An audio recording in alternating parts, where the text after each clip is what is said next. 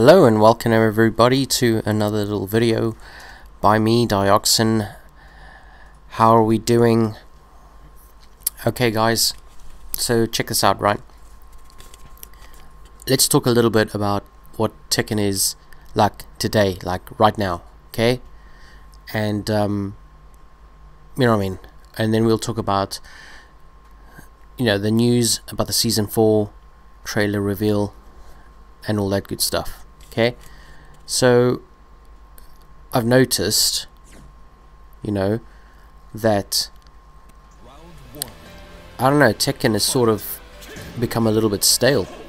Okay, and I think this staleness, if that's a word, has come mainly because of the online experience. Plus, obviously, everybody, you know, that's been, you know, staying at home and all that stuff. I don't think they are just playing Tekken the whole time. They'll probably be playing other games because, you know what I mean, yeah, nobody's going to sit and play Tekken like whole months in a row. But you'll play a lot of it, of course. But with having a bad online experience, you might as well just find something else that will be more fun to play, because nobody likes to play in a laggy match, or you know, when things just, you know, automatically give you a communication error, and there you go. So this is what's sort of what's been happening, right? So a lot of laggy matches, input lag as well, I've noticed, this kind of thing. And obviously, you know, with this season 3's batch of DLC characters, and you know, there was some good things, you know, with the you know, the practice options and this kind of stuff, which is great. But you know, albeit a bit late in Tekken, you know, as a whole. But at least we got it now, right? Okay. With the characters, you know, in bearing in mind the last couple, Leroy and Fakumram, it's people are sort of going and leaning towards the pay-to-win side of things, and I can understand it. It's a business at the end of the day, right? They need to sell this DLC to sort of keep, you know, pumping Tekken 7 up with another season and all, you know, all the other things that happen in the background that we don't see, you know, balance patches, all these things take time and people to make. So I can understand that side of it, but it's almost like way too much. It's you could say it's like an exaggeration. It's like they're sort of blatantly telling you, just buy the DLC and you'll win with this character. That's what it looks and feels like, right? And I mean, there's been a few bits and pieces from Harada and Murray on Twitter saying whatever, yeah? But I mean, you can't sort of deny. You can't deny it, right? Now, I don't know about you guys, but like I do watch other streamers, because obviously they've got way more experience than me, they're way better than me, and they have a better understanding of the game than I do. And for the most part, I do sort of understand what they are saying, and it's very surprising, some of the stuff that they say, because you know, you don't think about it. You don't think about the things that they think about. They, you know, they've seen it all. They've gone through multiple games, seeing the changes and whatever have you. So you can't.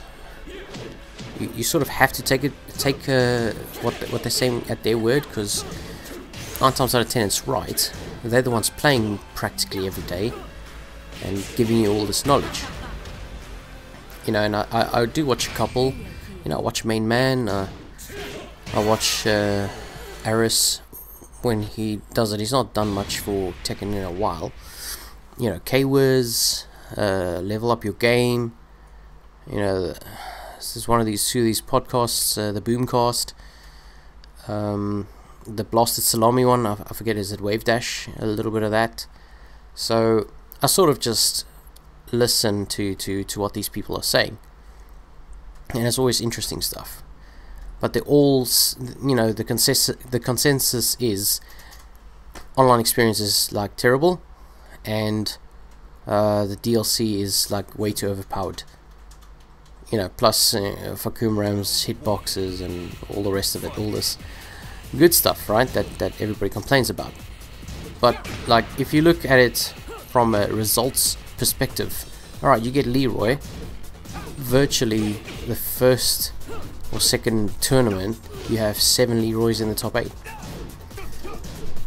So for Tekken sort of being touted as the most balanced game or fighting game, right? You have 7 Leroys in top 8. So it doesn't really, you know, it doesn't make sense. Okay, and then obviously you get Fakumram, and it's the throw that was a weird thing, and you can't hit the guy, and you know, everything he does is just a lot of damage. Okay, to the point where the only way to beat Fakumram is to play as Fakumram, and you have it, you know, me beating, I don't know who it was, but he beat another Fakumram in a tournament, and there you go.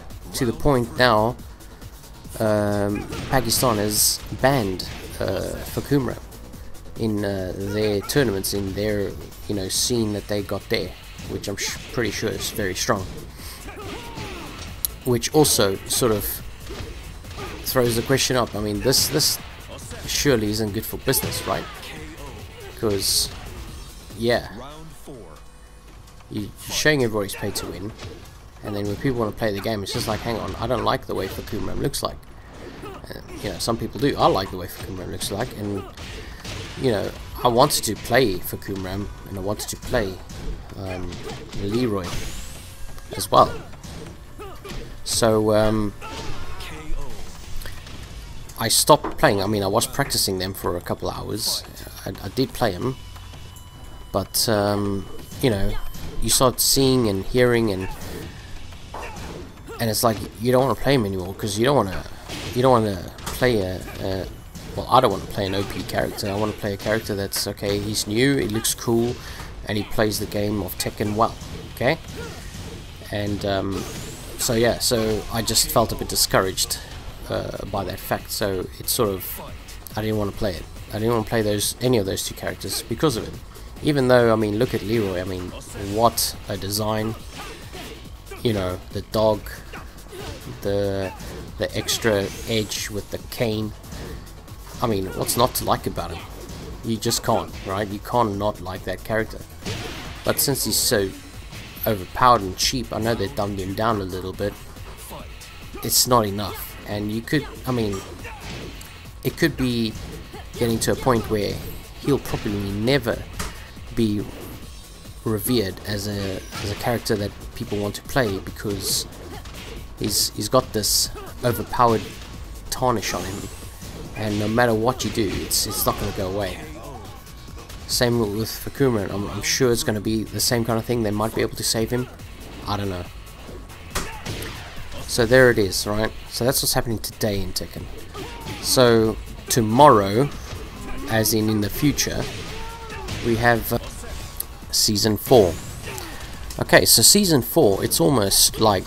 Okay, so I've watched the trailer and the reveal trailer, and it's the links inside the description. I'll put it there, but I'm sure you guys have seen it already. And it's almost like Christmas, right?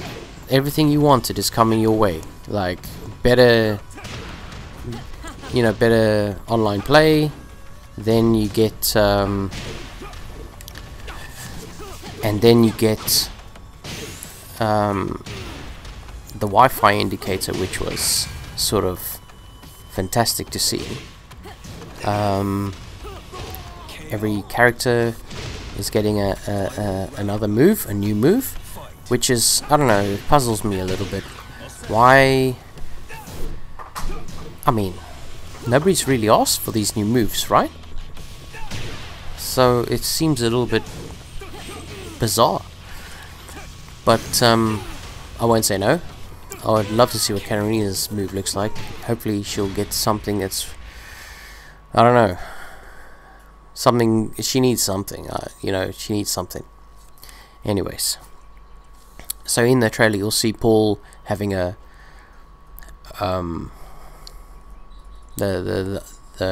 charge, the shoulder charge, power crush. It looks cool though, but yeah, I want to see the frames on that. And then obviously out of Flamingo, Huarong has, it looks like a hop kick, but it's sort of like isn't a hop kick, sort of, yeah. So we'll have to wait and see what the rest brings.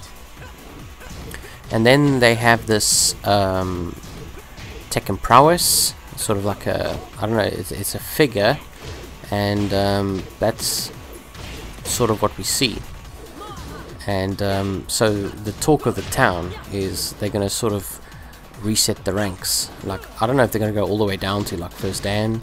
It might just go to a certain point, and then you go again, and then there might be some changes to the point system. Maybe it's tied into the prowess part of it. I don't know.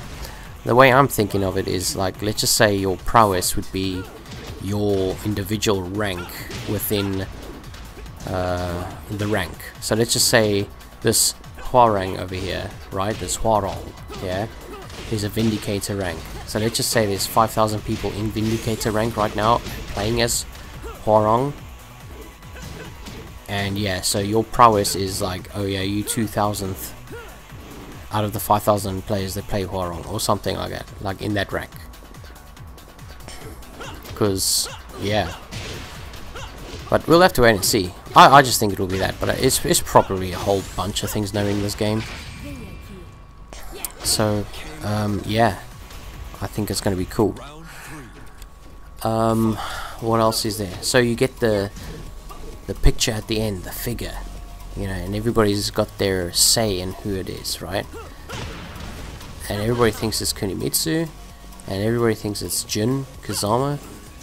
I don't know, I'd be like stoked if it was Jin Kazama, because then, you know, all the matches, you know, Jin versus Kazumi, and Heihachi versus Jin, and you know, the family, all of them, you know, that'll be pretty cool.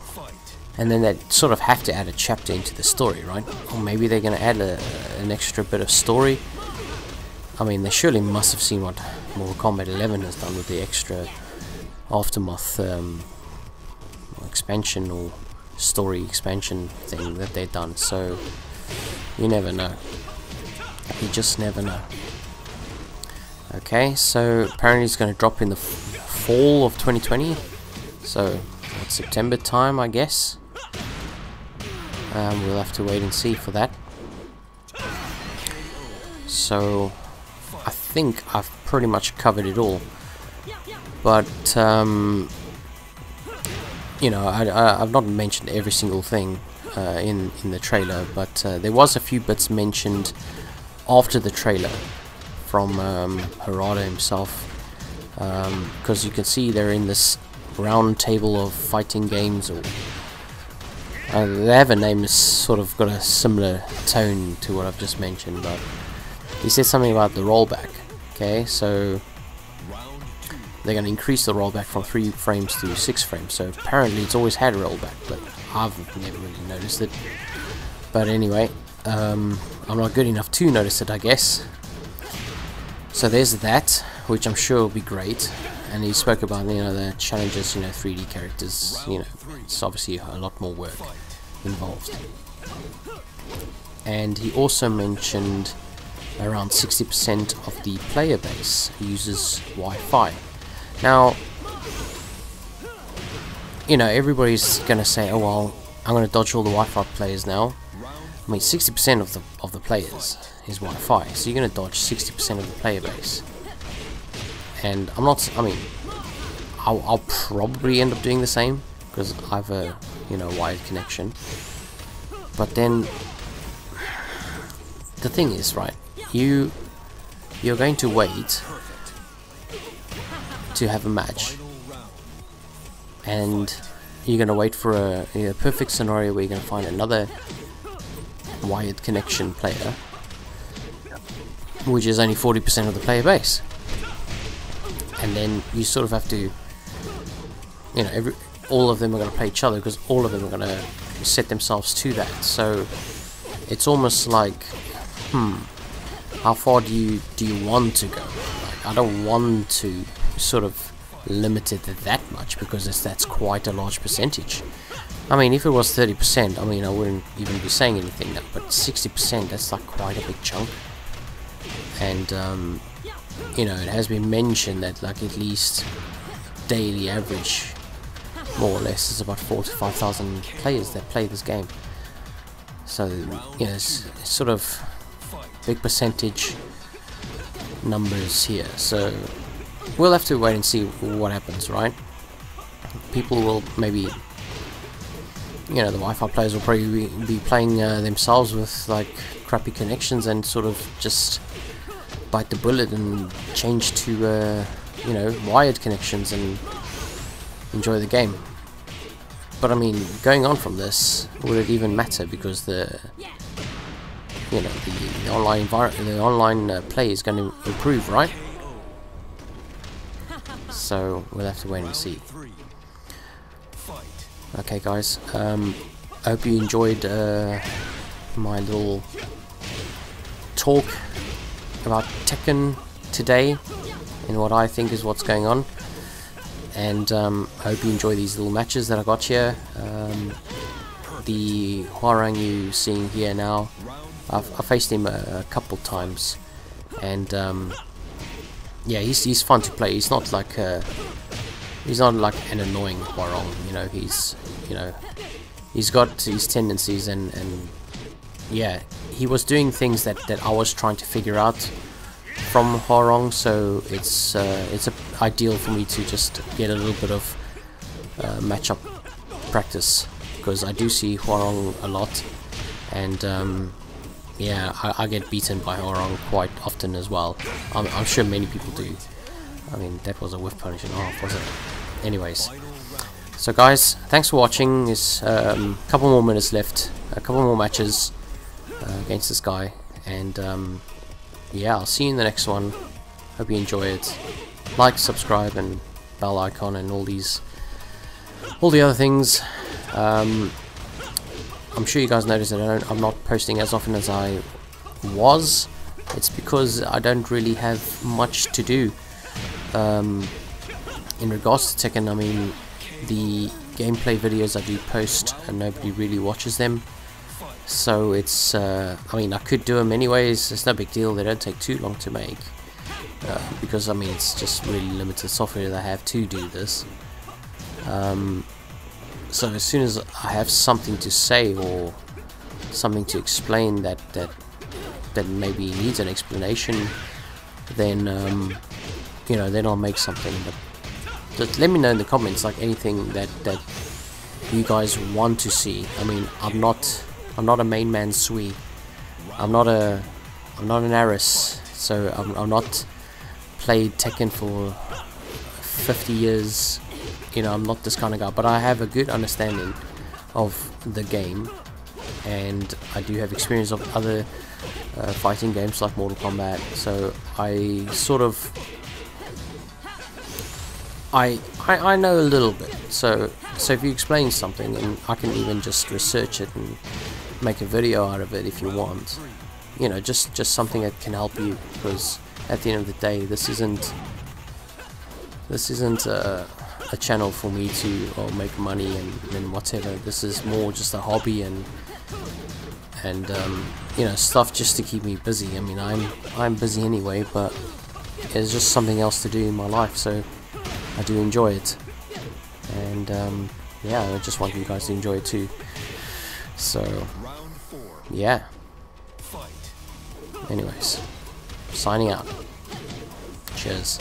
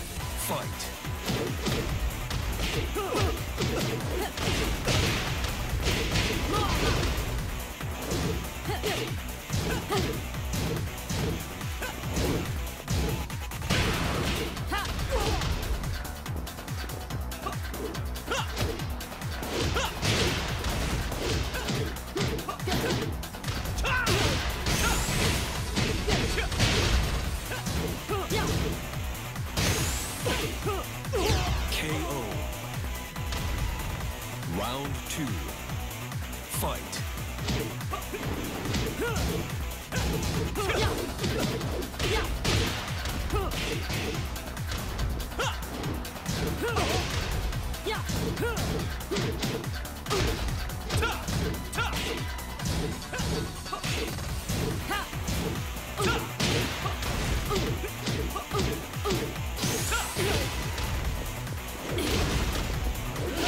KO.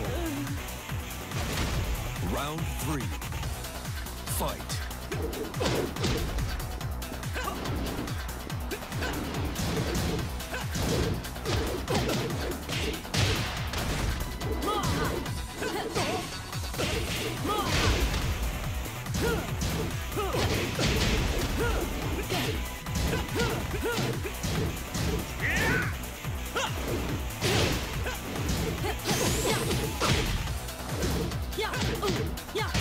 KO. Round 4. Fight.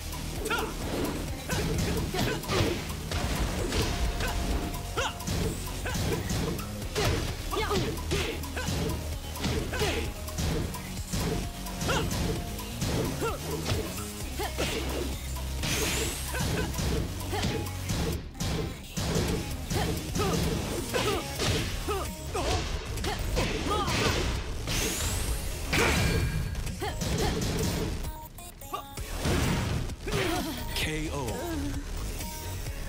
Final round. Fight.